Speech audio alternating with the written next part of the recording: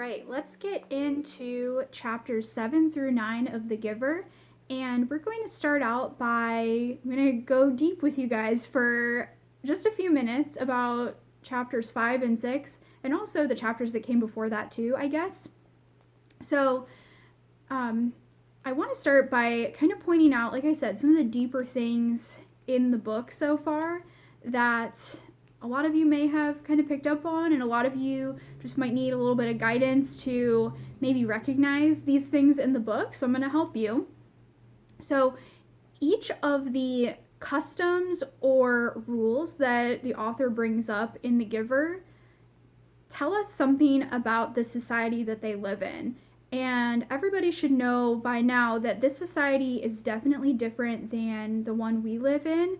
Of course, there might be some crossovers or some things that we might say, well, that's kind of similar to the way our society is, but we can tell it's definitely set, as we learned last week, in a very futuristic world. And there are some things about it that are utopian, so things that seem perfect from the outside, but then there are also some things that are very dystopian that seem, because they're so perfect and people don't have a choice in anything, it makes things very terrible for the people that live there. And of course, when we don't have choice, we don't have freedom, and that's never a good thing. So some of the things that come up in the book that show us something about their society is first the telling of feelings and the telling of dreams that they are required to do. So every night at dinner, they're required to tell their feelings, and also every day they're required to tell what dreams they had the night before and what, maybe what their interpretation is of those dreams and things like that. Now, both of these things are a way that their society is trying to control them. By knowing exactly what's going on in their heads and in their hearts for what they feel, their government or rulers can know exactly how to control the people. So that's kind of going a little bit deeper into the book. Now, in chapters 5 and 6, I think mainly chapter 5, if I remember correctly, they also bring up this pill that Jonas has to start taking after a dream that he tells his parents about. And they call it the pill for stirrings, I think it was. And so basically this pill prevents people from having any kind of feelings for each other.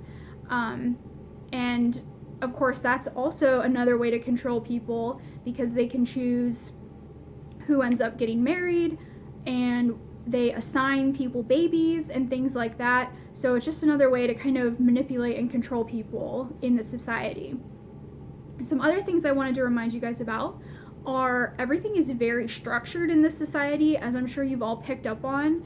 So one example is how they have a specific thing that each age from birth to age 12 gets, or a certain right that they gain when they get to that age. And we also last week talked about this incident that Jonas had with an apple. And if you guys have been watching the audiobook version on YouTube that I've been linking, you'll notice that in the video, I think the whole time she leaves it up, there's an apple. And I actually just noticed this when I was listening to the book myself again to kind of get ready for this. And you'll notice that the apple is cut in half. I guess not really cut in half, but there's two different colors on it. One is completely gray and the background behind it is gray. And then on the other side, the apple is normal colored red with a green stem and leaf. And then the background is colored as well. And this gives us a hint about what was happening to Jonas. So not only are there no animals in this society and there's no pain and suffering, we also learn through this apple that there is no color. So nobody can see color. Everybody just sees black and white.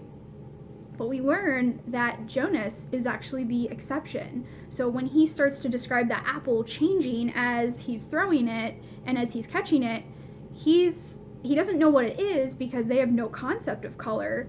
But since he's special and he's different, he's actually seen the apple go from black and white to red. So those are just a few things I wanted to point out from chapters 5 and 6. Now, chapters 7 through 9, my preview is going to be short and sweet. So in these chapters, we are going to learn about Jonas's assignment. I don't know if you guys were as disappointed as I was in chapters 5 and 6. Even though I've read this book a few times already, I still get into it every time I read it, and I was hoping that they would tell us in chapters 5 and 6 what Jonas's assignment would be, what his career would be, but they didn't. So we're going to learn in chapters 7 through 9 what his job ends up being, and also some of the other 12s, what their jobs will be. So Jonas kind of goes through and explains like his friend Asher and other friends and what their personalities are, and we get to also like see with Jonas what their jobs end up being and who is happy about their assignment and who's not, and all that kind of stuff. So that's what you guys have to look forward to in chapter 7 through 9 today. And when you're done, you will answer the questions. And remember to hit turn in. And thank you guys for all your work this week. Remember, we do not have any work this Friday because we have Easter coming up. So I want to wish you guys a happy Easter. Have a wonderful long weekend. And I'll be talking to you guys next week. Bye.